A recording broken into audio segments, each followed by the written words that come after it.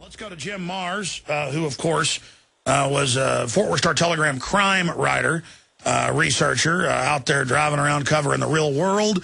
Talk about street smarts. He's the first person to actually teach a university-level course on the JFK assassination from the congressional perspective, that it was a government conspiracy. He, of course, was one of the main sources for Oliver Stone's film JFK and worked on that film. And it just goes on and on from there. He's a member of Scholars for 9/11 Truth, and he's written a bunch of best-selling books: The $1 Trillion Conspiracy, Rise of the Fourth Reich, The War on Freedom, JimMars.com. Again, I'm Alex Jones, if you just joined us, with Infowars.com.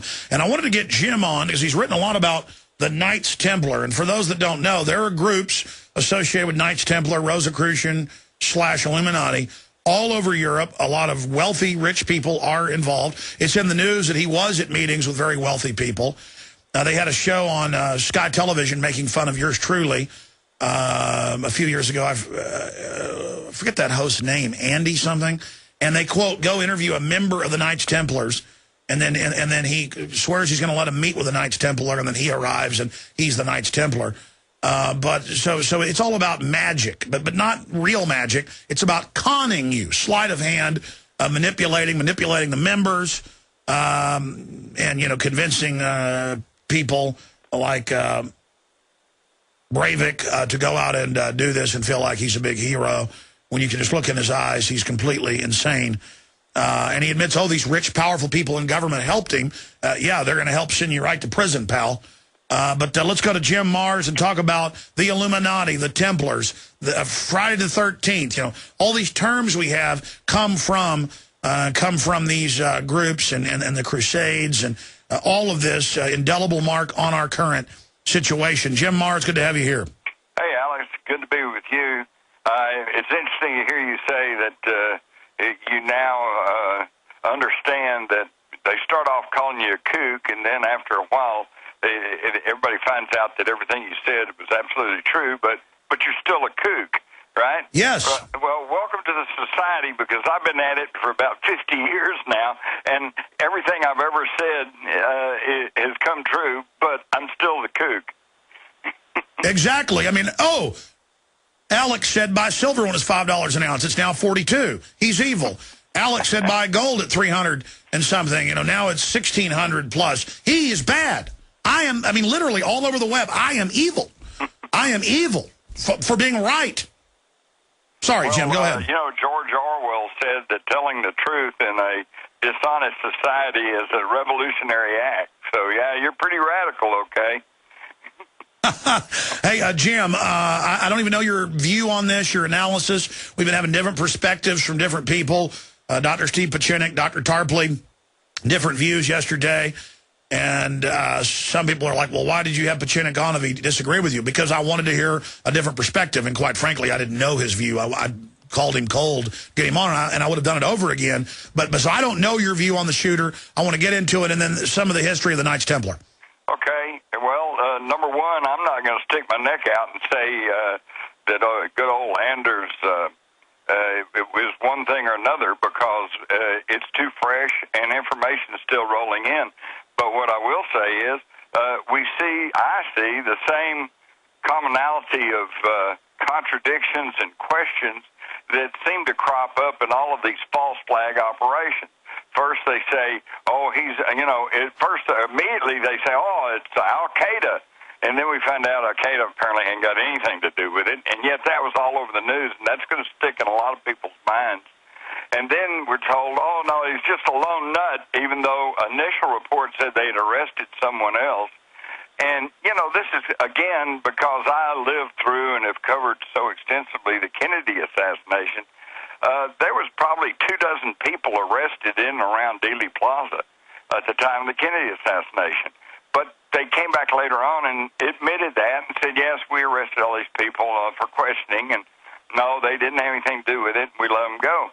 The thing that gets me is on this thing, first initial reports say they arrested a second person, and then this news drops from the media, and then they're acting like, no, there was nobody else arrested, you know. So I think we see the same types of methodology going on here. And, of course, the thing that still strikes me is that Brevis goes into court admits that he was there at the bombing, admits participating in the island shooting, and yet he pleads not guilty.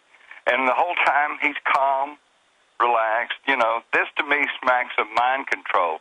And, you know, again... By the way, just breaking, it's now admitted he was hopped up on all sorts of drugs, just like the Mumbai attacks later turned out led by a, quote, CIA asset, right. Chicago Tribune, and of course, blonde-haired over there in Mumbai. This is the Al-Qaeda guys, and they just find one patsy who was drugged completely out of his mind on LSD, PCP, ketamine, and other drugs. Sorry, go ahead. No, that's exactly right. It's like the Robert Kennedy assassination, the girl in the polka dot dress.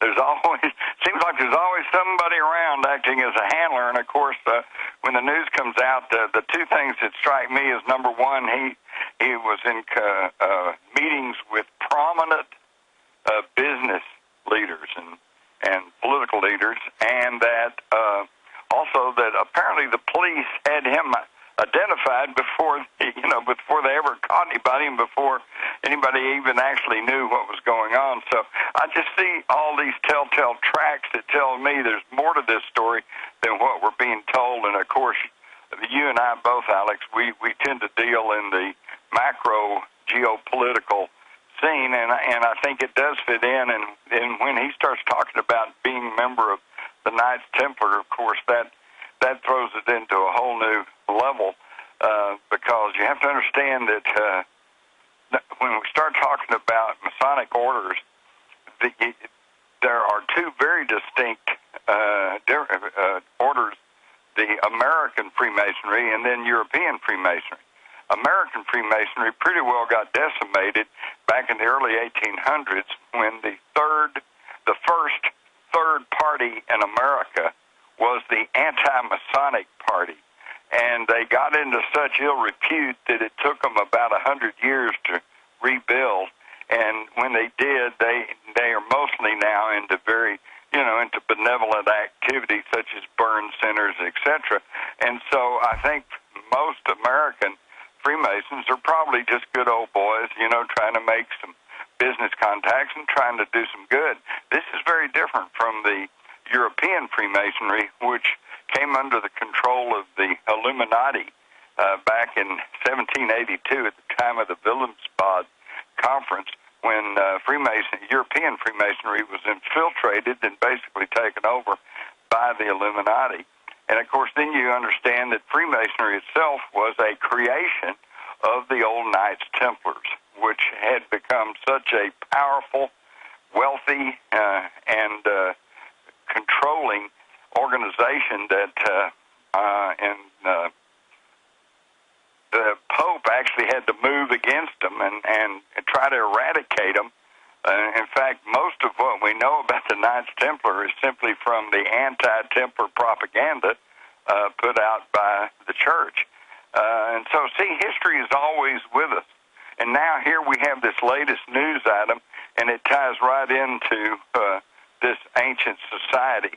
And, of course, then where did the Knights Templars claim that they got all their knowledge and their information? From the secrets of King Solomon, and exactly. From their conquering, of course, of Jerusalem, and claiming that they may have actually dug up the Ark of the Covenant and buried it somewhere, Holy Grail, all of this myth. But the Holy Grail, it turns out, really is just their occultic knowledge and information. And then, of course, tell folks about Friday the 13th. That's when they had the big purge and killed a lot of them. And then the remnants ran with a bunch of their loot to Scotland. And then you see England becoming the new power base. That's exactly right. In fact, a lot of people have seen the Mel Gibson movie, Braveheart. The big final battle there was the Battle of Brockburn, which was what freed Scotland from English tyranny. And it's an interesting thing to study because, as you say, the Knights Templars had fled Europe in the wake of the attack on them by the French king and the Pope. And yet, on the Battle of Brockburn, the British had them outnumbered and basically had almost carried the day when suddenly a new contingent arrived on the field. And by many accounts, this was Knights Templars who were basically the Waffen SS of their day. They were greatly feared and were a tremendous military order and force. And they showed up, and suddenly the English turned tail, started running, and the king, was left standing there, so he turned and ran too. It was the Deus Ex. So the Templars were the hero that comes in out of the blue right at the moment they're needed. Right, exactly. And this seems to be part of their forte right up until today. And so all I can say is for the listeners is just keep an open mind, keep in mind how often you've been lied to, and just hang on and don't allow them to use this as a further mechanism to destroy your liberties and put their hand further down your pants. Well, absolutely. They're using it. It's all over the news to go after nationalist parties that don't want open borders. And what the political class is doing is they bring in foreigners who could be assimilated and be good folks, but they're turned into political special interest against the people that originally, were in the area, and the older political systems that were hard-won liberties and freedoms. Across the board, the big foundations finance through taxpayer money the immigrant hordes and then turn them into a political weapon. We'll be right back. Stay with us. Take the United States. The Ford Foundation brings in millions of illegals. They have millions and millions more children. And then an American flag at a public school in Texas or California is so evil that you have to take the American flag off. I mean, that's on record. And I didn't mean to get off into that area, but during the break I was talking to Jim, and he gave us a statistic. Give us that number, Jim. In 2010, there were 4.2 million Mexicans immigrated into the United States. Jim, start over. We didn't have you faded up. Start the statistic over again. Okay. Between 2000 and 2010, 4.2 million Mexicans immigrated into the United States. Doesn't really specify whether this was legal immigration or illegal immigration. But the point is that in that same 10-year time period, there were 7.2 million babies born to these Mexicans living in the United States. And if they're legal, fine. But the problem is when you open the immigration floodgates wide, then what was once a reasonably homogenous society becomes fragmented, and then you have these calls, for, raise the Mexican flag or raise some other flag, and this completely destroys the homogenous. Well, that's what the globalists want, Jim, as you know. Exactly, that's the plan. Well, I mean, they admit that that's the plan, and to expand on that. The illegals are proud of Mexico. That's the majority. And, just like at the soccer game in Southern California, even 80% of the people cheered, the Mexican team and booed during the Star-Spangled Banner. Yeah, but see, this is just totally out of whack.